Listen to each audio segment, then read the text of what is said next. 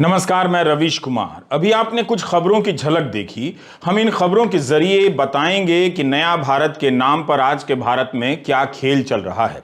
कल सारे देश ने देखा कि जंतर मंतर पर किस तरह पुलिस धरने पर बैठे खिलाड़ियों को उठाकर ले गई। यह तस्वीर अपने आप में गवाह है कि पुलिस इन्हें उठाकर ले जा रही है। ये खिलाड़ी अपनी मर्जी से थाने नहीं जा रही हैं, वो भी इस तरह से। लेकिन बिहार और यूपी से छपने वाले एक बड़े अखबार हिंदुस्तान ने पहले पन्ने पर जो खबर बनाई है उसकी हेडलाइन है कि धरना समाप्त हो गया। पटना से छपने वाले हिंदुस्तान के पहले पन्ने की यह हेडलाइन देखिए। लिखा है जंतर मंतर पर धरना समाप्त। क्या कोई समझौता हुआ जिसके बाद धरना समाप्त हुआ, या 23 अप्रैल से धरने पर बैठे खिलाड़ी अपने आप उठकर घर चले गए और धरना समाप्त हो गया?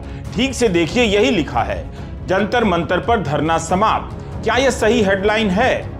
आप सबने इन तस्वीरों को देखा है, फिर भी हिंदी का एक बड़ा अखबार पुलिस की कार्रवाई को इस तरह से लिखता है जैसे कोई सामान्य बात हो। यह हेडलाइन बता रही है कि आप महंगाई से तो बच जाएंगे मगर मीडिया से नहीं बच पाएंगे। महंगाई आपका गला नहीं घोटेगी, मीडिया आपकी गर्दन मरोड़ देगा। हम आगे बात करेंगे इस घटना के कवरेज पर। आप देखते रहिए रवीश कुमार ऑफिशियल।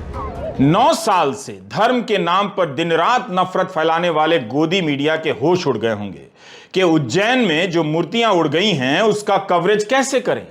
इस मीडिया को खूब आता है कि किसी संसदीय आयोजन को धार्मिक आयोजन में कैसे बदला जाता है, लेकिन उसे यह नहीं आता है कि धर्म के नाम पर भ्रष्टाचार को कैसे उजागर किया जाए। फिर उसे उस सत्ता से टकरा जाना होगा जिसकी भक्ति वो करता है, और दर्शकों को ऐसे बताता है जैसे वो धर्म की भक्ति में डूबा है। सरल हिंदी में कह रहा हूं, समझ तो आप जाएंगे ही। कम से कम क्रेन से उठाकर ले जा रहे सप्तऋषियों में से एक की मूर्ति को देखकर एंकर और एंकरानी चीख पड़ती कि ऐसा किसने किया, कैसे हो गया। वो किसी का भी करीबी हो, बख्शा नहीं जाना चाहिए। भास्कर ने लिखा है कि मूर्तियों की ऊंचाई 10 से 25 फीट ऊंची थी, जिनके बनने में 5 साल लगे थे। तब तो इन मूर्तियों को इतना भी कमजोर नहीं होना चाहिए कि 30 किलोमीटर प्रति घंटे की रफ्तार से चली हवा में उखड़ जाएं। यह तस्वीर हमें रवि सेन से मिली है, उनका आभार। अब आस्था आहत नहीं हुई। यह आस्था केवल दूसरे संप्रदाय को टारगेट करने के लिए आहत होती है, शाम के वक्त डिबेट के लिए आहत होती है। अपनी विचारधारा के पाले के लोग इसके नाम पर खराब काम करें, लूटपाट करें, आस्था आहत नहीं होती है। अब सवाल है कि उज्जैन की इस घटना को गोदी मीडिया कैसे कवर करे। क्या सरकार को बचाकर करे, या विपक्ष के लगाए भ्रष्टाचार के आरोपों को हटाकर करे, या फिर आंधियों पर ही सारा दोष डाल दे। उज्जैन की यह घटना अगर बंगाल में हो गई होती तो केंद्रीय मंत्रियों का दल रवाना हो गया होता, उससे पहले कोई जांच एजेंसी चली गई होती, और इन दोनों से पहले गोदी मीडिया के सारे एंकर वहां डेरा जमा चुके होते और चैनलों पर ममता बनर्जी की तरह तरह की तस्वीरें बना दी गई होती। और अगर इन मूर्तियों का उद्घाटन ममता बनर्जी ने किया होता तब तो उनकी और भी खैर नहीं थी। गनीमत थी कि इनका उद्घाटन 11 अक्टूबर 2022 को प्रधानमंत्री नरेंद्र मोदी ने किया था। मैं आप सभी को, देश और दुनिया में महाकाल के सभी भक्तों को हृदय से बहुत बहुत बधाई देता हूं। विशेष रूप से भाई शिवराज सिंह चौहान और उनकी सरकार, उनका मैं हृदय से अभिनंदन करता हूं, जो लगातार इतने समर्पण से इस सेवा यज्ञ में लगे हुए हैं।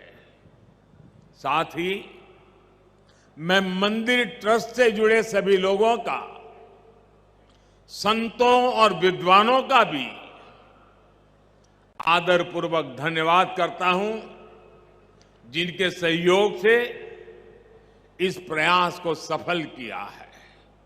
इन्हें गिरना भी था तो 28 मई के दिन, जिस दिन प्रधानमंत्री मोदी को संसदीय आयोजन के अवसर पर गोदी मीडिया धर्माधिकारी के रूप में पेश कर रहा था।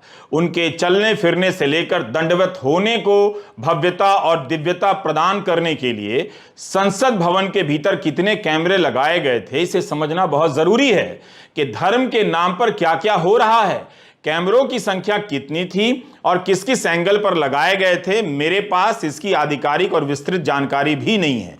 लेकिन हमने सुबह के 1 घंटे के दौरान के कवरेज को सरसरी निगाह से देखा कि कितने फ्रेम में कैमरे नजर आते हैं।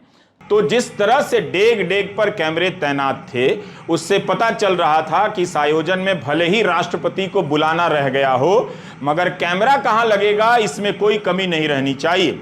बिल्कुल ऐसे आयोजन में कई एंगल पर कैमरे लगते ही हैं, जरूरत भी होती है। लेकिन अगर कैमरे की सही गिनती मिल जाती तो मैं ये जरूर कहता कि इस आयोजन का एक बड़ा मकसद यह भी था कि अपने लिए अनगिनत फ्रेम तैयार करना, ताकि राम तेरी गंगा मैली का वो गाना सार्थक हो जाए कि मुझको देखोगे जहां तक, मुझको पाओगे वहां तक। मगर जहां कैमरे नहीं थे वहां नियति ने अलग ही फ्रेम तैयार कर दिया। भास्कर ने लिखा है कि 30 किलोमीटर प्रति घंटे की रफ्तार से हवा चली और 6 मूर्तियां गिर गईं। ये सभी खंडित मूर्तियां बता रही हैं कि धर्म के नाम पर राजनीति केवल अधर्म पैदा करती है और धर्म के नाम पर व्यापार हमेशा धर्म के अनुसार नहीं होता है। क्योंकि जिस वक्त मूर्तियों का उद्घाटन हुआ तभी कांग्रेस के विधायक महेश परमार ने लोकायुक्त संगठन के पास और विधानसभा में कांग्रेस के नेता गोविंद सिंह ने इसमें भारी भ्रष्टाचार के आरोप लगाए थे रिकॉर्ड पर।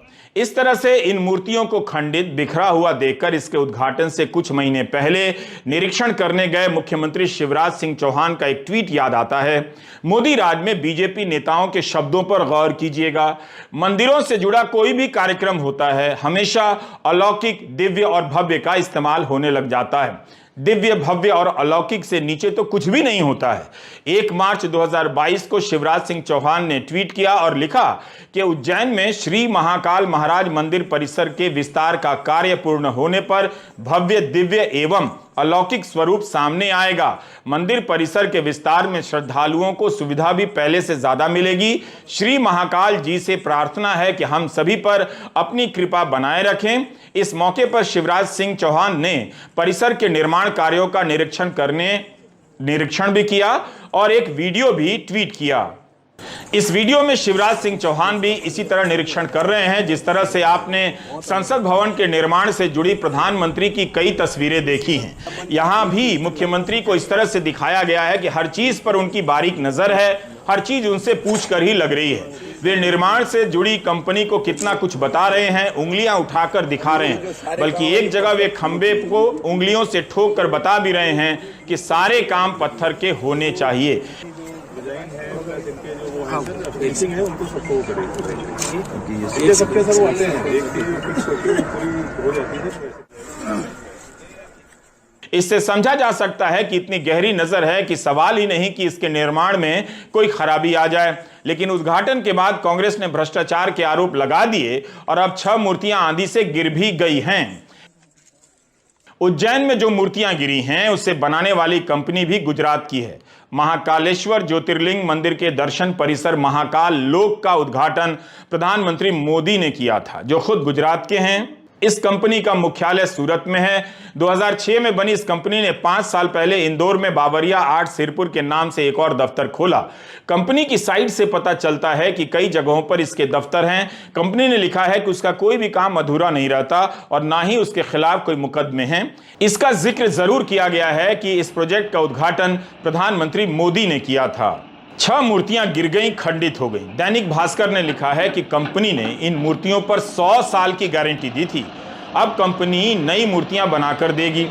लेकिन दैनिक भास्कर में उज्जैन के कलेक्टर कुमार पुरुषोत्तम का बयान छपा है कि लाल पठार और फाइबर रेनफोर्स प्लास्टिक से बनी इन मूर्तियों की लाइफ 10 साल है, या जिस मटेरियल से बनी है उसी से बनाकर लगाई जाएंगी।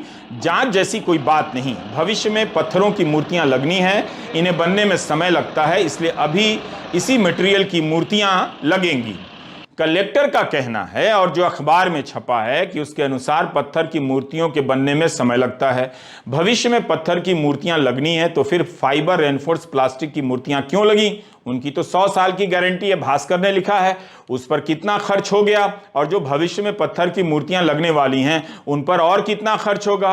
क्या इस योजना का यह सब हिस्सा है जो पहले से तय है कि पत्थर की मूर्तियां लगेंगी बाद में, लेकिन अभी प्लास्टिक की लगाई जाएंगी? क्या इसलिए कि प्रधानमंत्री को उद्घाटन करना था ऐसा हुआ होगा? यह सब सवाल उठते हैं। भास्कर के प्रिंट संस्करण में फ्रंट पेज पर कलेक्टर का बयान छपा है कि जांच जैसी कोई बात नहीं, ये मूर्तियां आंधी से गिरी हैं। जांच की बात क्यों नहीं होनी चाहिए? क्या तब भी नहीं होनी चाहिए जब भ्रष्टाचार के आरोप इस प्रोजेक्ट पर लगे हैं? लेकिन भास्कर के ऑनलाइन संस्करण में इस खबर में कलेक्टर के बयान में संशोधन देखने को मिला। यहां वे कह रहे हैं कि बहुत तेज आंधी आने के कारण मूर्तियां पेडेस्टल से नीचे गिरी हैं और घटना के लिए जिम्मेदारी तय कर एक्शन लिया जाएगा। देखिए, कई मूर्तियां नहीं, सप्तऋषि आप सबको सामने दिख रहा है। सप्तऋषि की मूर्तियां पेडेस्टल पे थी, बहुत तेज आंधी आई थी तो मूर्तियां पेडेस्टल से नीचे गिर गई। जहां तक सिर्फ एक मूर्ति है जो थोड़ी सी खंडित हुई है, बाकी मूर्तियां इंटैक्ट हैं। उन मूर्तियों को वापस पेडेस्टल पे पदस्थापित कर दिया जाएगा। अभी क्रेन आ रही है। आप सबने आंधी तूफान देखा होगा। 1 घंटे तक इतनी तेज़ आंधी चली है कि पूरे ज़िले में बहुत सारे पेड़ गिरे हैं, कुछ मकानों की छतें गिरी हैं, टूटी हैं। और अभी हम आकलन कर रहे हैं। अच्छी बात यह है कि कोई जनहानि नहीं हुई है।